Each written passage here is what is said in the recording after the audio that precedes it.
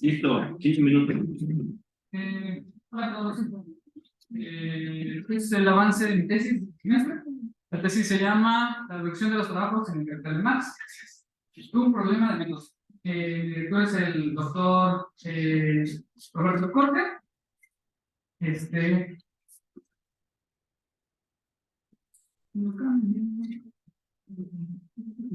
que quitar la pantalla ya.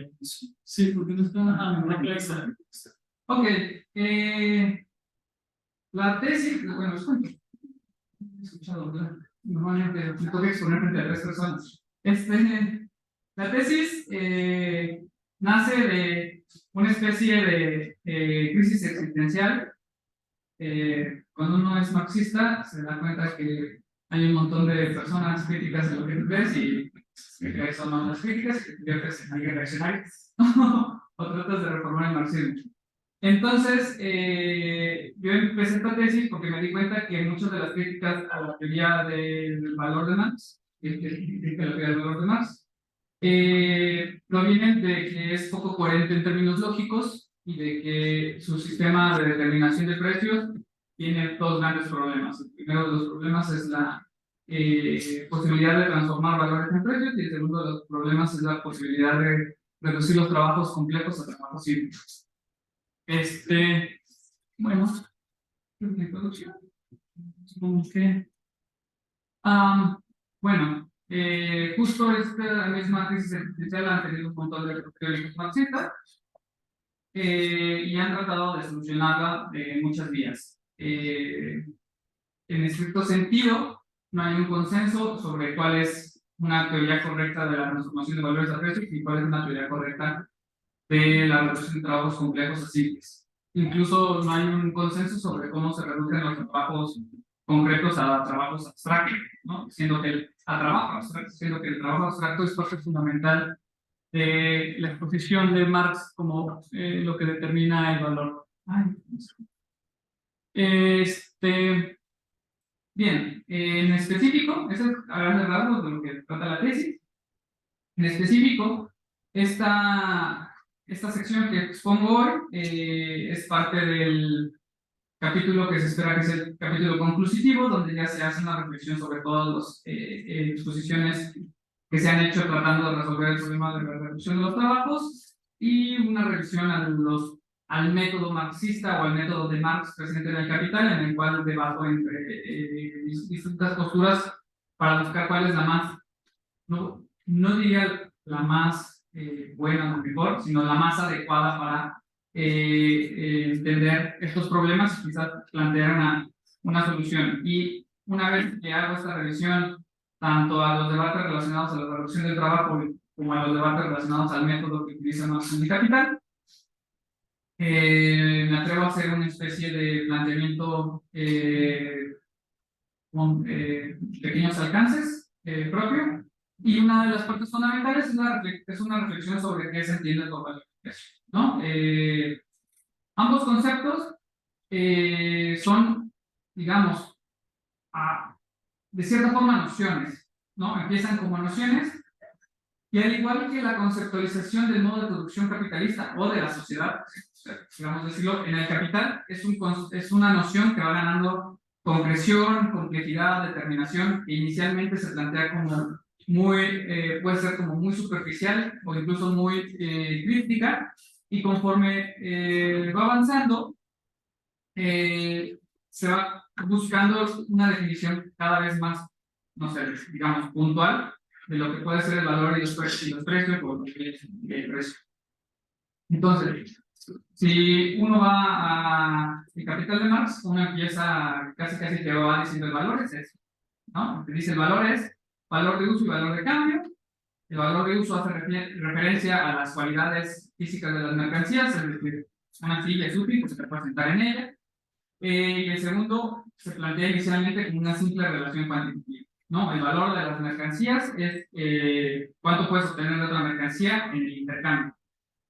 Y bueno, digamos, esta es como una conceptualización relativamente superficial de lo que es el valor de cambio. Es decir, si uno observa la sociedad y observa cómo se realizan los intercambios, algo que siga los cambios.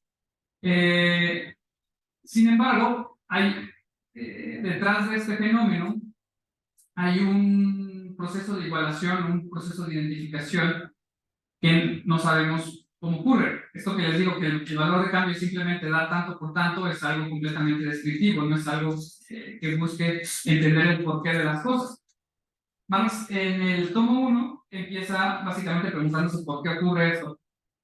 Y él responde que esto ocurre porque hay algo como una sola de las mercancías, exceptuando aquellas mercancías que son excepcionales, como el trabajo y la tierra, que es que todos estos son productos de un trabajo abstracto, del trabajo socialmente necesario. Y este trabajo socialmente necesario tiene que entenderse como trabajo socialmente necesario, como trabajo abstracto, porque el trabajo que uno observa que se emplea para producir cada una de las mercancías particulares es completamente diferente. El trabajo del carpintero es completamente diferente al trabajo del herrero.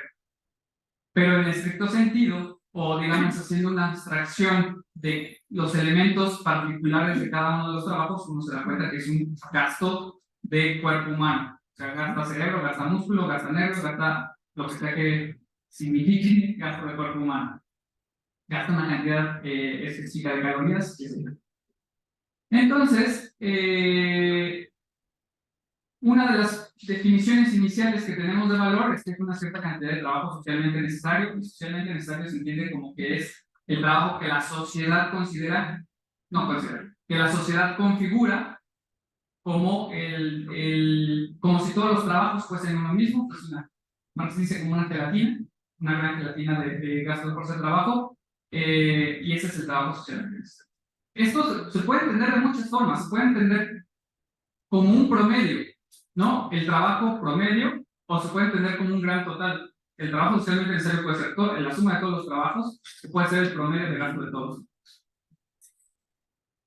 Para poder estar en posibilidades de entender el trabajo como algo socialmente necesario o como un promedio de grandes números, digamos, necesitamos que la sociedad también haya avanzado a un estadio donde ya sea comunes, es decir, donde el intercambio de mercancías sea lo cotidiano, ¿no? Y esto pues es en el modo de producción capitalista, ¿no? Entonces, podemos decir que considerar que la magnitud que esencializa el valor en términos de trabajo, pues solo ocurre en el modo de producción capitalista porque es el único con las potencialidades de hacer social el trabajo, es decir, de que la única manera de que el trabajo sea validado en el exterior sea mediante la sociedad. Esto ya lo dije. Bueno, unas frases de más. Si quieren ahorrarse de la tarea de leer todo el tema. Bien, pero conforme Marx avanza en su exposición en el Capital, pues para la pretensión de Marx es explicar el modo de producción capitalista que él vive día a día. En su época, con sus particularidades, pero él busca explicar los fenómenos que a él atraen de lo que ve en la cotidianidad. Entonces, él no puede explicar los fenómenos de la cotidianidad diciendo, sí, el valor es igual al trabajo socialmente abstracto, porque eso no ocurre, digamos, puntualmente frente a sus ojos, ¿no? Él lo que ve es intercambios de dinero, él lo que ve es horarios que se extienden, muchas cosas. Entonces él ve como necesario avanzar en estas determinaciones. Entonces, el valor va ganando determinación, va convirtiéndose en un concepto cada vez más robusto. Entonces, digamos, él ya en la práctica, digamos, las mercancías no son simplemente trabajo, las mercancías son trabajo y medios de producción o sea, el trabajo en sí mismo no va a generar un producto, necesita transformar algo. Entonces la mercancía no solo es el trabajo transformador, sino la mercancía es también el trabajo que transformó las mercancías que se utilizan para transformarlas. Suena rebuscado, pero digamos, el carpintero toma un trozo de madera y ese trozo de madera tuvo antes que haber pasado por el trabajo del leñador que le un trozo de madera.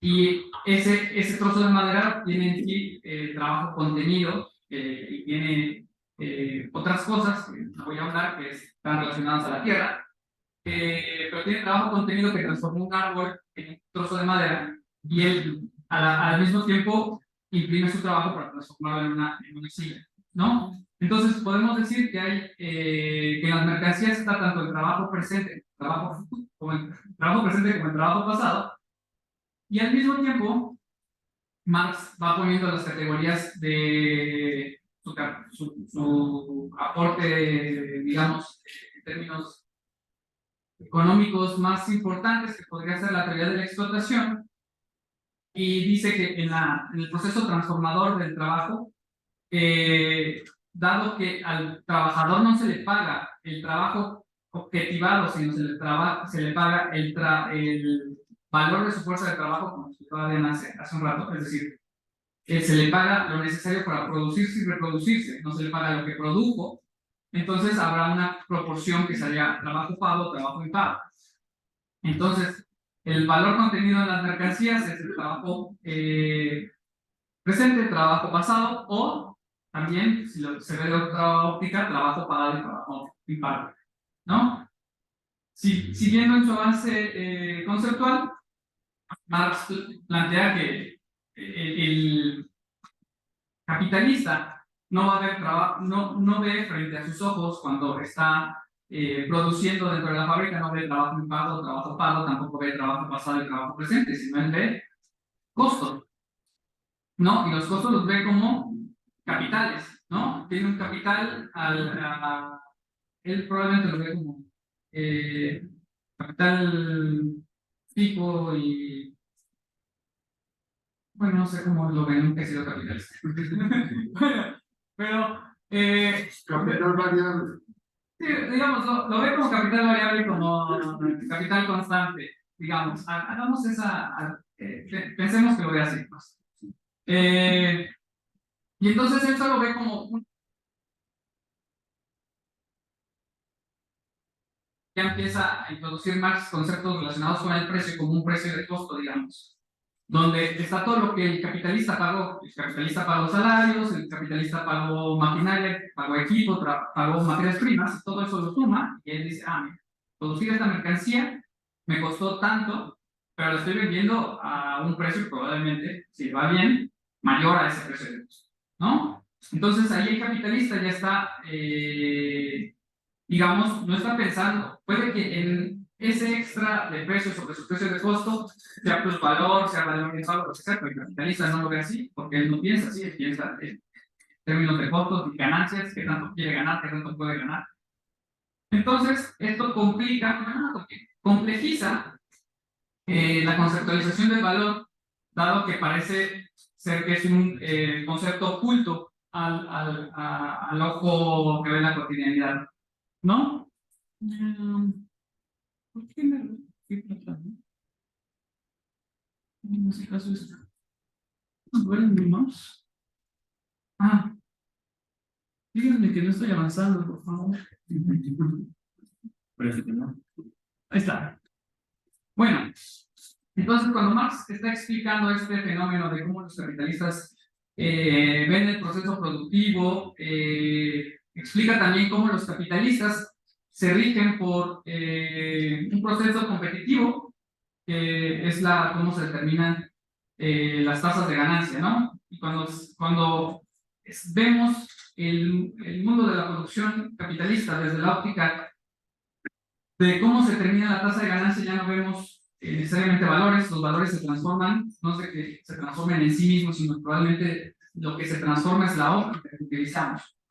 Ya no vemos los valores, sino vemos algo que Marx llama o conceptualiza precios de producción. Y el precio de producción, digamos, sería el precio de costo más la ganancia, y esta ganancia estaría determinada.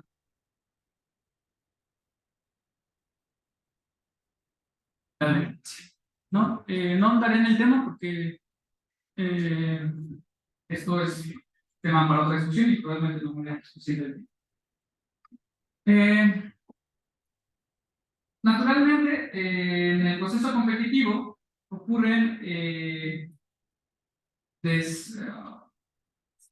ocurren en el enfrentamiento de capitales de diferente configuración o de capitales más o menos intensivos en capital, ¿no? Y como tienen diferencias en intensidad de capital, es decir, su composición orgánica de capital es diferente, ellos tienen un capital adelantado diferente en proporción o en monto, proporción y en monto, y entonces, aunque hay una tasa general de ganancia determinada por el proceso competitivo, ellos tendrían una especie de tasa de ganancia individual,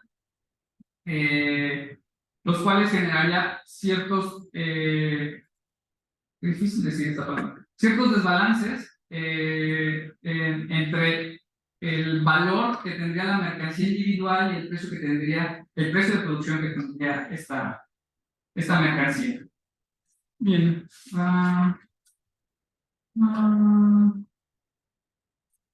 Bueno, insertar esto sería lo realmente interesante. Bueno, todo esto que dije es básicamente lo que dice Marx, no hay nada adicional de mi parte, sino para este momento en el cual ya tengo la intención de avanzar en mi propio desarrollo.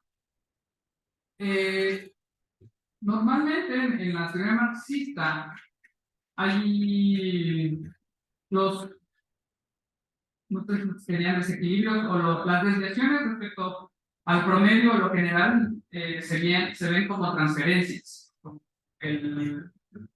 La teoría de las transferencias de valor es bien común, en el cual aquellos capitales, a veces el más productivo transfiere al menos productivo y a veces el menos productivo transfiere al más productivo valores. Pero esto implica, decir que hay una transferencia implica quizás un desentendimiento de cómo se determinan esencialmente los valores y cuál es la función de los precios respecto a los valores.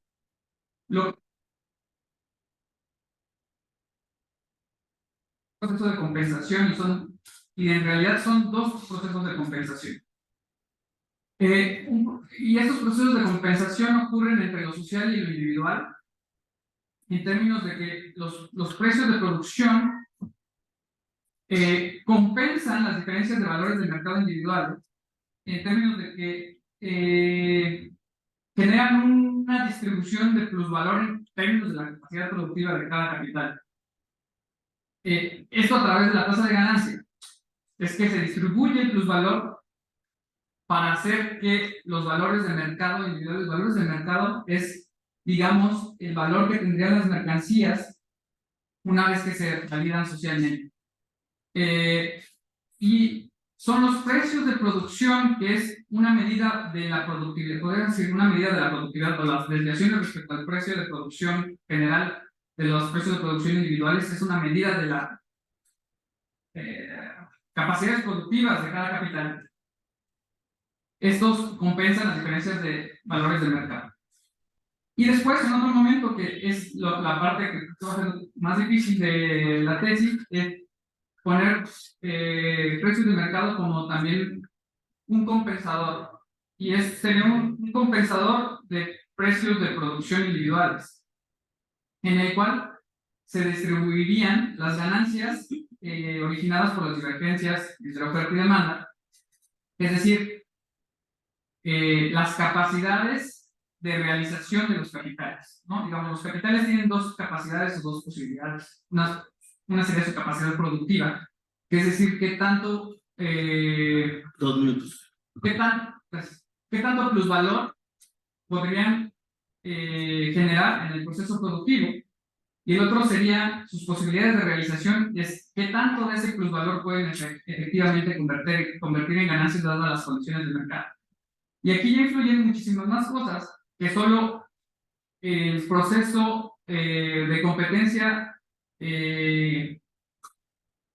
originado de diferencias de capacidades productivas, que es lo que vemos hasta los precios de producción, sino aquí también influyen en el proceso competitivo las posibilidades de determinar precios. Es decir, la capacidad que tiene un capitalista para controlar el mercado y decidir si el precio que debido a su gran capacidad productiva va a ser su precio de producción alto que su precio de producción o va a ser más bajo que su precio de producción, y esto ya está muy relacionado a, ¿cómo decirlo?, decisiones subjetivas, digamos. Un capitalista con poder de mercado puede decidir ir por precios de mercado más altos o más bajos respecto a los precios de producción, dependiendo de sus decisiones de hacerse o no de más promoción del mercado o de tener ganancias extraordinarias. Y esto lo digo ahora, digamos, verbalmente, se tiene la pretensión de formalizar un poquito más.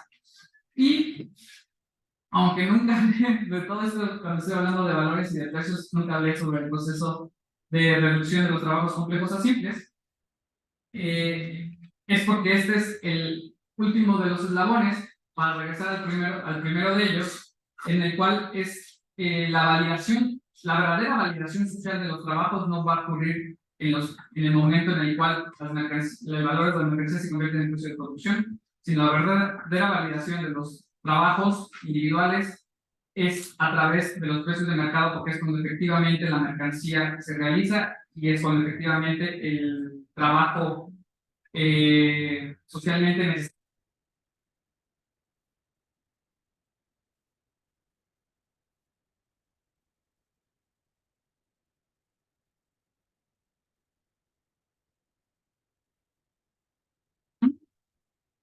Está presente, sin embargo, tenemos una función. Dice,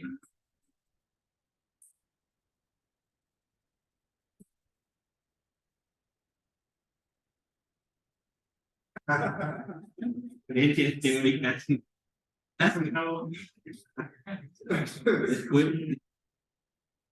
de literatura, el doctorando se propone presentar una solución a los problemas planteados.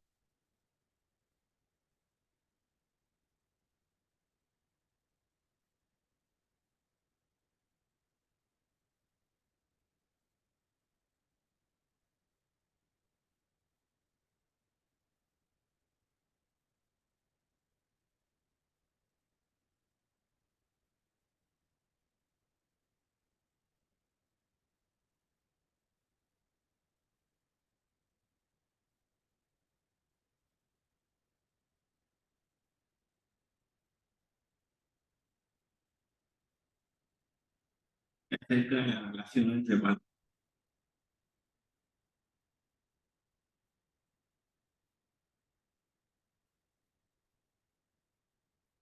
¿Por qué no es necesaria la relación entre valor y precio? Explicarlo, por ejemplo, donde dice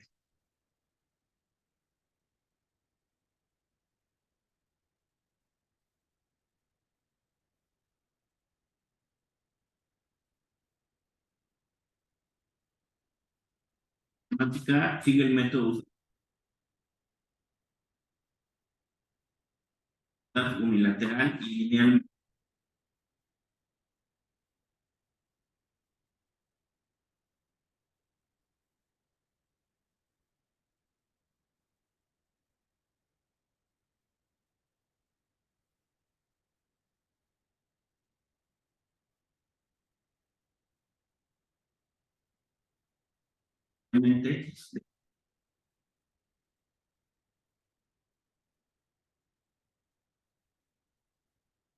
Temática puede ser necesario, creo, retomar las diferencias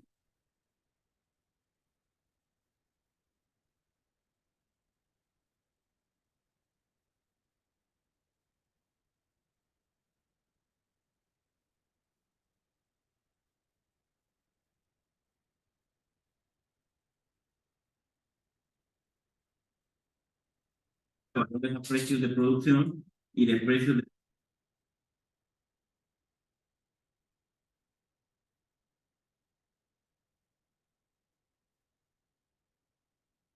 subjetiva basada en estados de poder del mercado. No se llegó a las mismas conclusiones ya de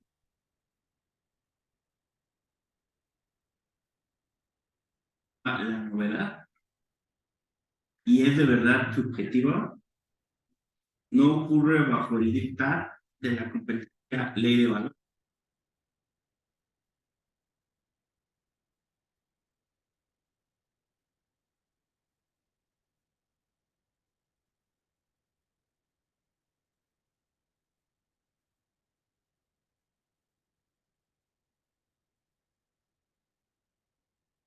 De hecho, falta, en mi opinión, mencionar ya este nivel. El autor lo hace después a nivel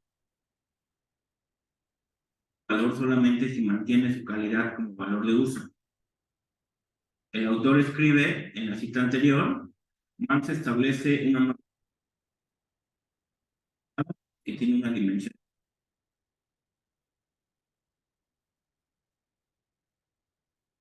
bajo condiciones medias. Cabe mencionar que Marx tiene que anticiparlo ya en tomo 1 para explicar la pluralidad relativa. En un reciente libro, una solución novedosa a véase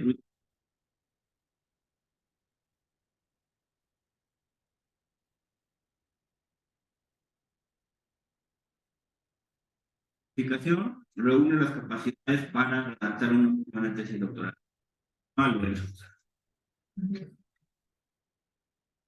Y como lector, alumno, Montserrat Zapata.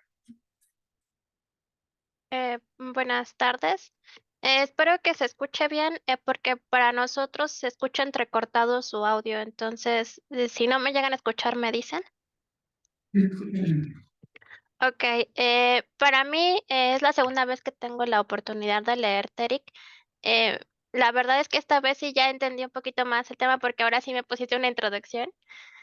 Y bueno, en esta parte que presentaste como avance, a mi parecer se encuentra mucho más concreta que la anterior. La anterior era realmente sobre cómo medir esto. En esta sí se nota mucho tu dominio del tema y cómo expresaste de manera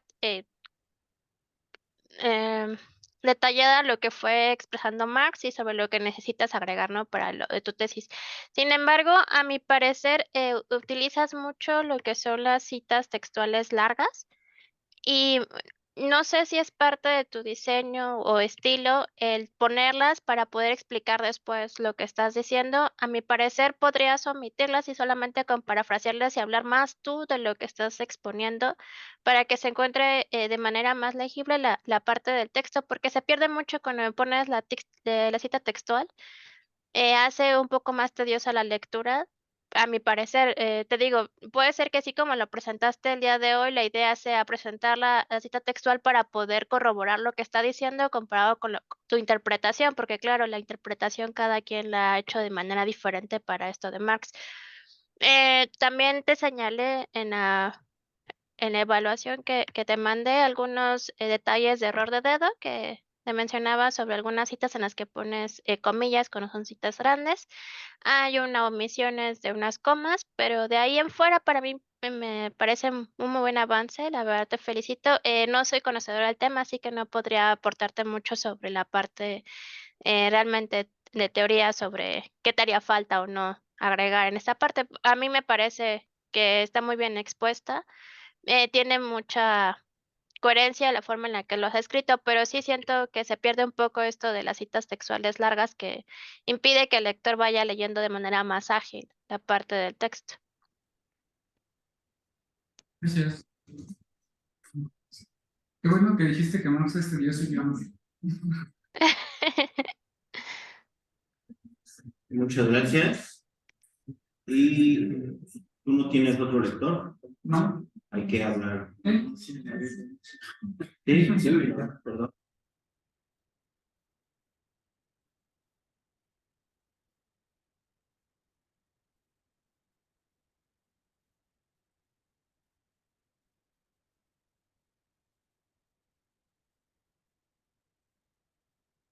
Al que sí.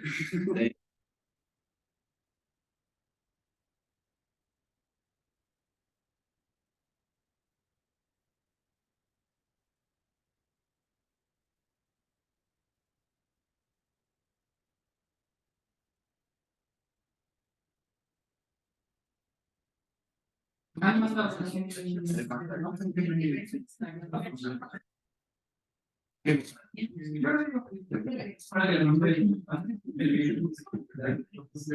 Sí, el joven.